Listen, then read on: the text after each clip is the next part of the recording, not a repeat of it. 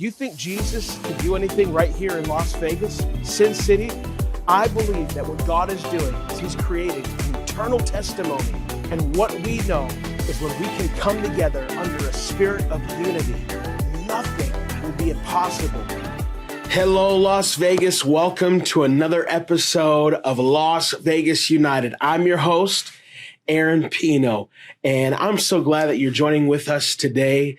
Wherever you're watching from, maybe you're watching on Keen 17 over the air television, or maybe you're watching this on YouTube or Facebook, or maybe you're even listening to this on iTunes or Spotify. Wherever you're getting this, I just want to say thank you so much for joining us on this week's episode. You know, right here at Las Vegas United, we are partnering with God to create an eternal testimony of His goodness, mercy, and power right here in our very own backyard. Amen. And so we're bringing on different community leaders, spiritual leaders, business people who are doing amazing things for the kingdom of heaven right here in Las Vegas. And today I have a special guest with us, my friend Alysa Plummer. Alysa, thanks for being on today. Thank you for having me. Yeah, I'm so glad to have you. Yeah, me too. Me too. I'm excited too. I'm glad to have you on.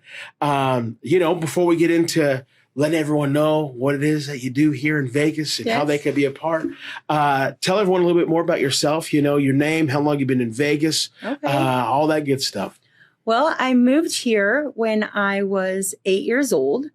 When I was younger, my father died of a drug overdose, and we moved here after that. And I started doing drugs when I was 8 years old here in Las Vegas. I was very corrupted as a young child. Wow. And it was, now I know it's because the enemy is afraid and knows that I'm capable of doing what the Lord wants me to do. Mm-hmm. So he tried so hard to keep me down and keep me away from the light.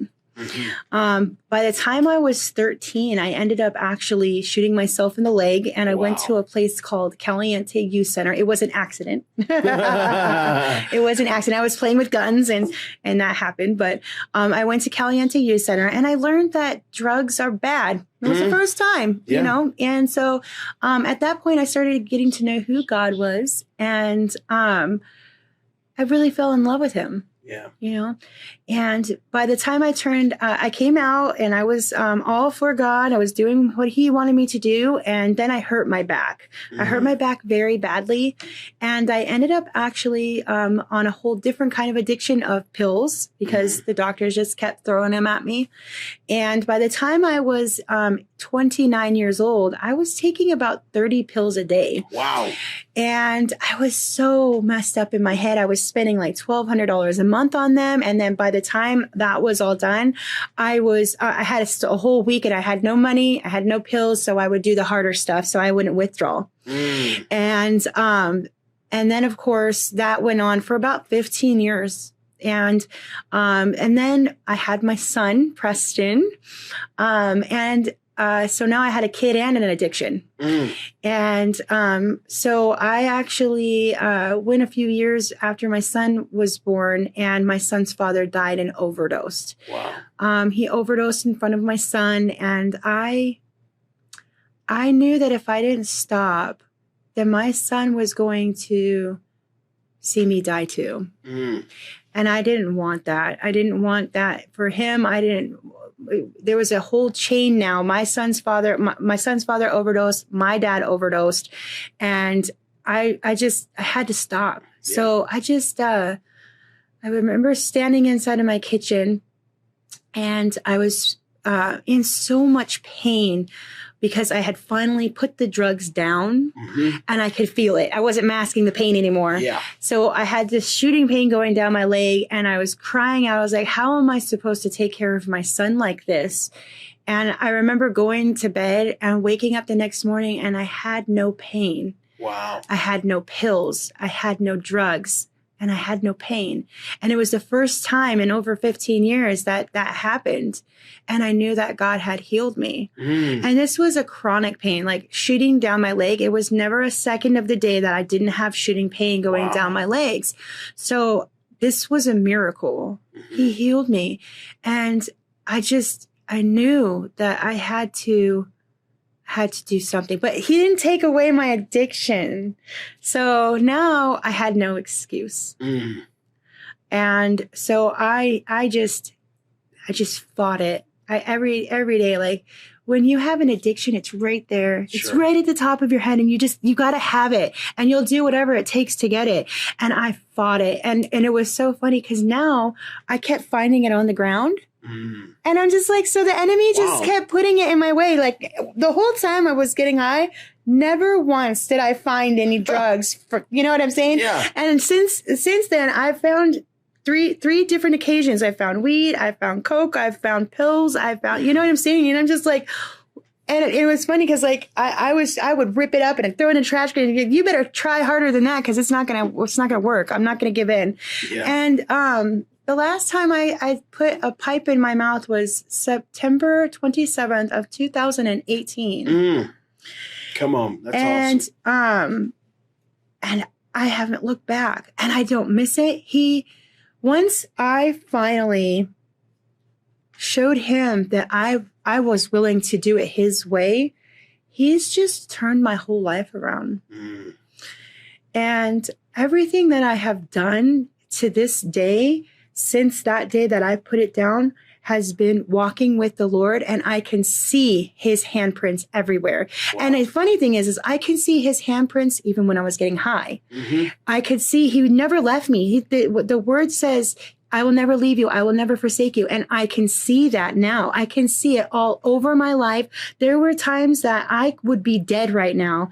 And I know that because I put myself inside of a position where a man could have hurt me very badly, or I could have overdosed. And I didn't. And now I am here where I am now. Yeah. So. Wow. Yes. I love it. Yes. Isn't God so good? He is. He's so wonderful. I love him. He's amazing. Here you are. You grew up here in Vegas, yes. You know what I mean? And started drugs at 8 years old. Yes. Wow. Yes. That's crazy. You know, I mean, like 8 years old. I have a son at home who's 9, and your son's here in the studio. He's 8 right now. He's trying to tell everyone he's 9. A couple more days, you know.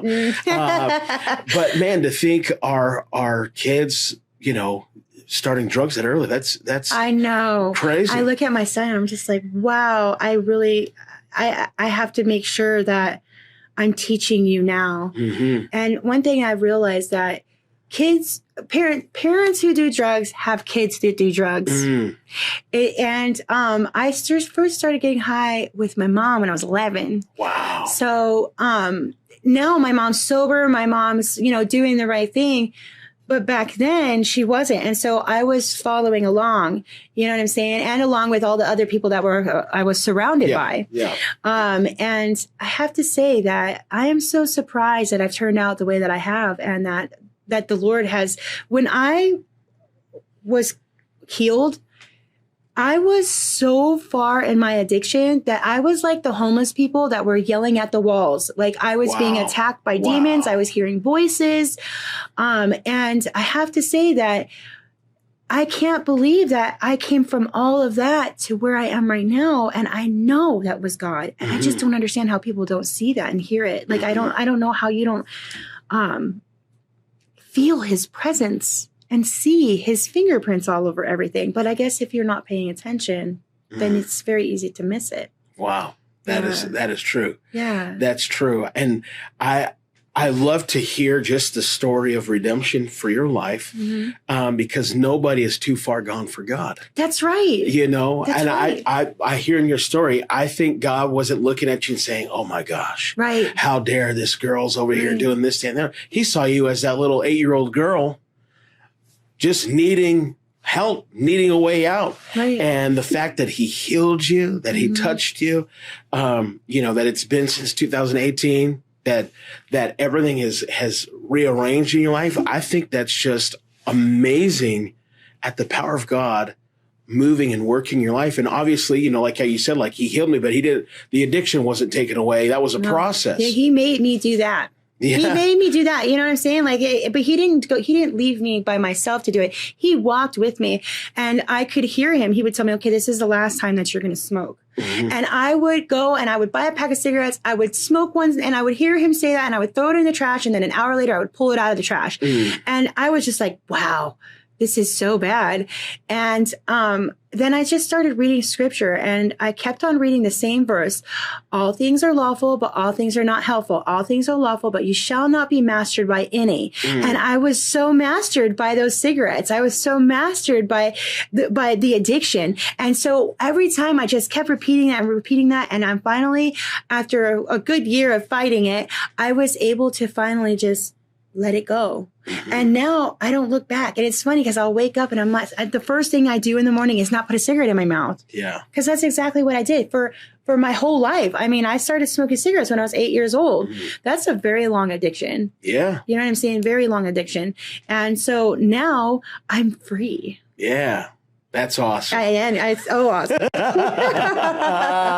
Now you're free. And now God has done amazing things in your life. Not only has he saved you, he set you free, but he's allowing you to do some really cool things in our city as well. Yes. He's allowed you to step into some positions here with what you have going on.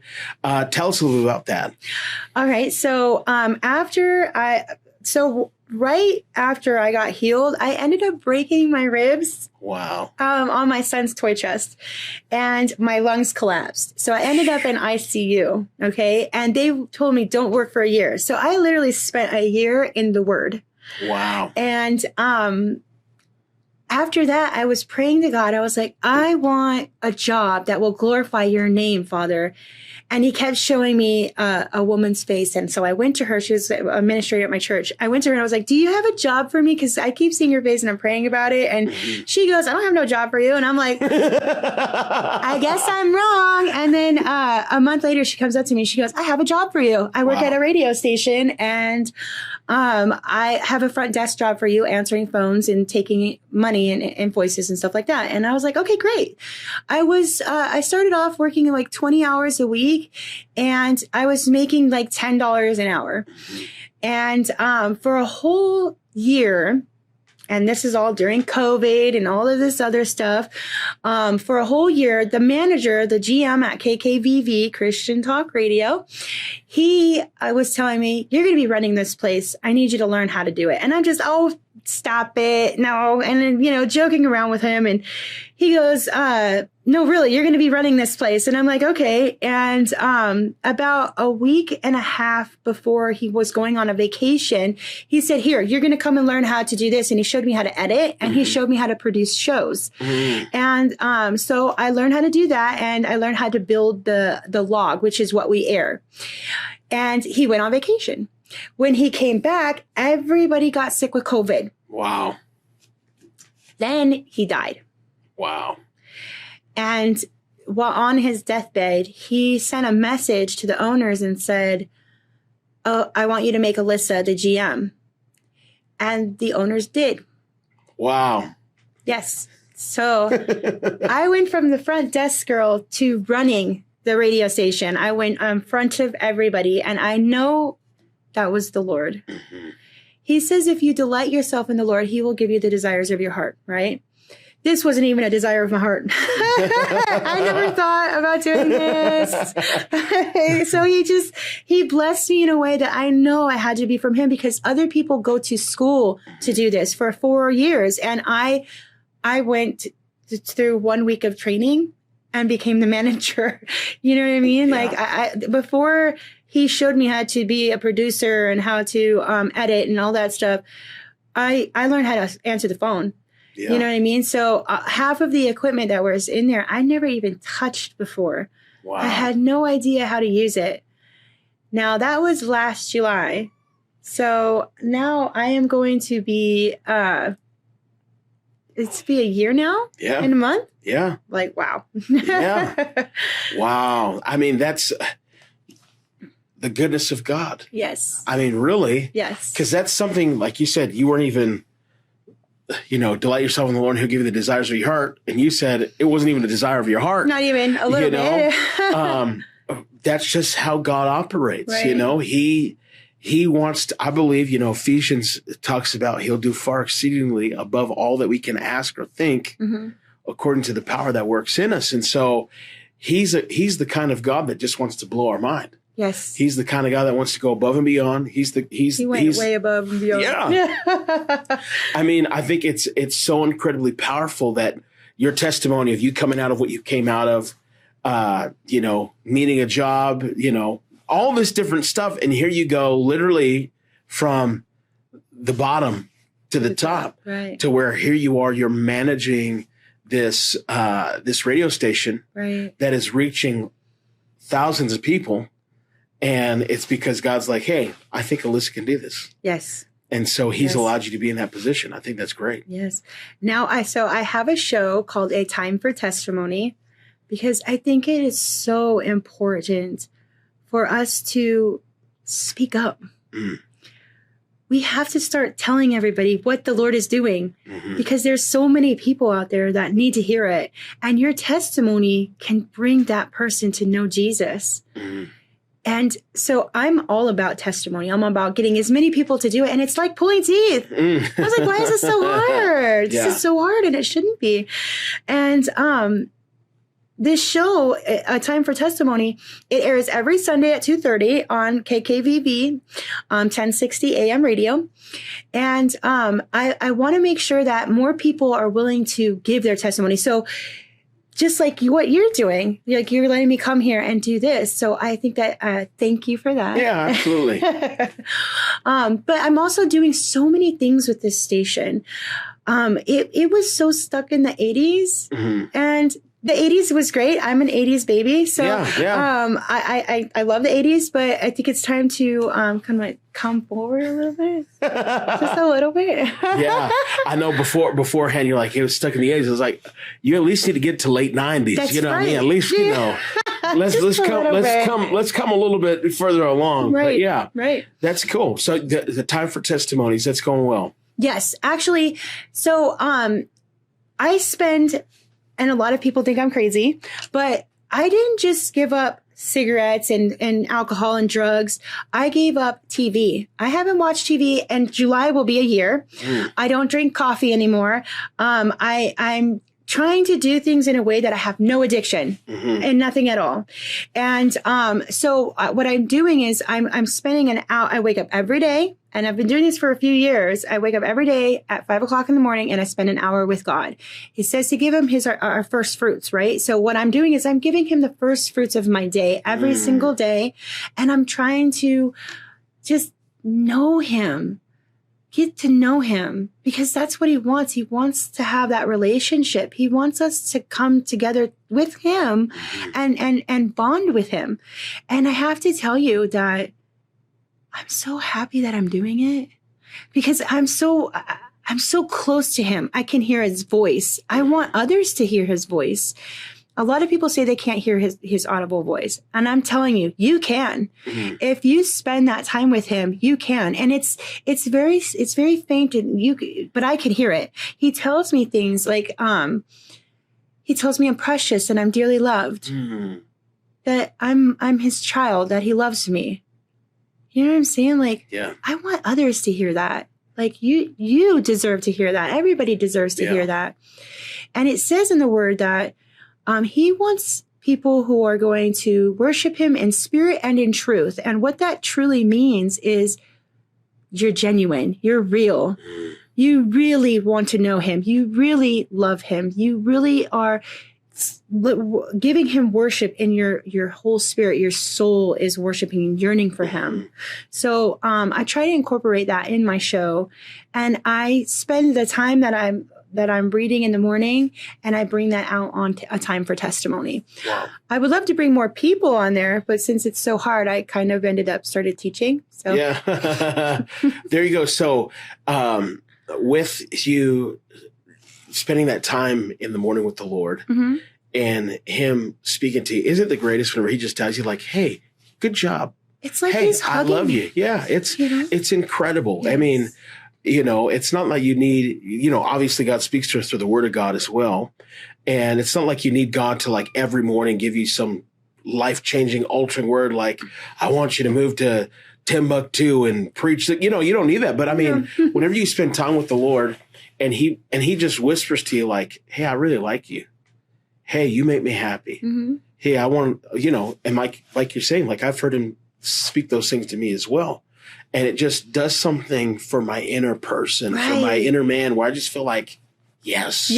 It just reinforces the identity of who he's called us to be. Absolutely. As his children. Yes. So what would you say to somebody who right now, who's listening to this, who's heard your testimony of addiction, coming through addiction, and now you've gotten to this place where God's entrusted you to and has asked you to steward this radio station, and now you're spending time with the Lord and you're hearing him and you're just feeling like one with him. What would you say to that person to help them along? Maybe they're in the midst of an addiction right now. What would you speak to them? You're not alone. Yeah. You're not alone. And the Lord is there. He wants you to reach out to him. Ask him to help you. Just remember that you're not too far gone. Mm. It doesn't matter what you've done or where you've been. If you truly, truly, truly want to get out of your addiction, all you have to do is turn to him. Give your life to him fully. You can't do it halfway. You have to do it fully, 100%. Because if you got one foot on one side and one foot on the other side and you're playing both sides of the card, you're going to get burned. As long as you continue to keep playing with fire, you're going to eventually get burned. Mm. The enemy wants you to play in his sandbox. You don't have to be in his sandbox. You can get out of it. And I think that's the difference is when you're in the middle of it, you're always like, what's going on? What's wrong with me? Why do all these bad things keep happening? And it's probably because you're causing it. You're causing your own self-destruction. And that's what I always pray about. I'm like, thank you, Lord, for saving me from my own self-destruction. Because I was on the road to death. And that's what the word says too. It says there's a sin that leads to death and there's a sin that doesn't lead to death. Well, the addictions, that's a sin that leads to death. If you don't believe me, ask my son's father, because he's dead. Ask my dad. He's dead. There's no coming back from that. Yeah. You know what I mean? And I don't know where they were with the Lord. And that's the saddest part about it. Yeah. You know what I mean? Yeah. But the great thing about it is while people are breathing, there's still hope for them. Exactly. And while they're still even listening to this right now, God is saying, hey, come on, just come on. Right. It doesn't matter what state you're in, just come to me. Right. And God doesn't want us to be perfect. Right. Whenever we come to him, he's not saying, all right, Aaron, you need to clean your act up completely before you can come to me. He's just saying, come, come. And when we come to him, he's going to rearrange things in our life. He's going to free us. He's going to allow the addictions to fall to the wayside. He's going to allow the right connections and people to come around. So that way, ultimately, we can fulfill our purpose in our life. Amen. And I think your testimony is a prime example of the goodness of God, the power of God. And whoever's listening to this, that could be their testimony too. But they, like how you said, they just need to turn to him. Right. That's incredible. So we're running out of time here. So if people want to get involved and connect with what you have going on, what's the best way for them to do that? Well, you can call KKVV. It's 702-731-5588. You could also go to our website, kkvv.com. You can listen to the streaming. You can now watch the archive videos. Mm-hmm. You can also donate there. There's a button called the sponsorship. What I'm wanting to do is I want to set up sponsorship for the locals and have people help them out to stay on our station and help spreading the good news of the gospel. Yeah, that's awesome. Yes. Great. I think what you're doing is outstanding. Thank you. You know, you helped us promote our Easter event that we had earlier this year. Yes, and that was awesome. That was awesome. You were down on the field with us. Yes. You know, we had thousands of people out, and you helped us get the word out on that. And so I just want to say thank you for that. You're welcome. Thank you for your yes here in Vegas. Thank you for getting connected and wanting to, your heart's the same as mine, just unite the body of Christ. And so I'm really, really grateful and thankful that you're here in Vegas. I'm glad we're on the same team. Yes, me too. Cool? Yes. Yeah, awesome. Thanks for being on the show today, too. Thank you. Yeah, absolutely. Hey, listen, I want to take a moment and thank you for joining in and listening to this week's podcast. Whether you're watching on Keen 17, YouTube, Facebook, streaming this on iTunes or Spotify, I want to say personally, from the bottom of my heart, thank you, thank you, thank you. But I want to ask you, who do you think we should have on the show? Maybe you have a minister. Maybe you have a business person. Maybe you have a community engagement person who you think would be a great guest. Email us. We'll throw the email down below. Email us and let us know who you think we should reach out to and bring on the show. Because the reality is there's many people here in Las Vegas that are doing amazing things for the kingdom of heaven. So let us know who that is. And I just want to say thanks for watching. Wherever you're watching from, maybe King 17 over the air, DVR, our show. If you're watching on Facebook, Instagram, Spotify, wherever you're getting this, hit the like and subscribe button. And we will see you next time right here on Las Vegas United. God bless you.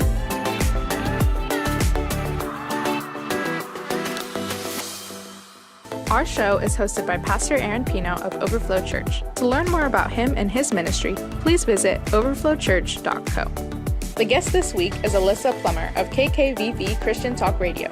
For more information, visit kkvv.com. You can also follow them on Facebook at KKVV.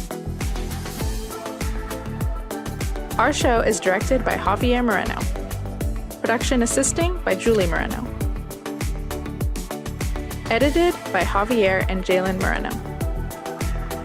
Las Vegas United is produced by CTN Vegas, the Las Vegas location for the Christian Television Network. For more information about CTN Vegas and our show, please visit ctnvegas.com.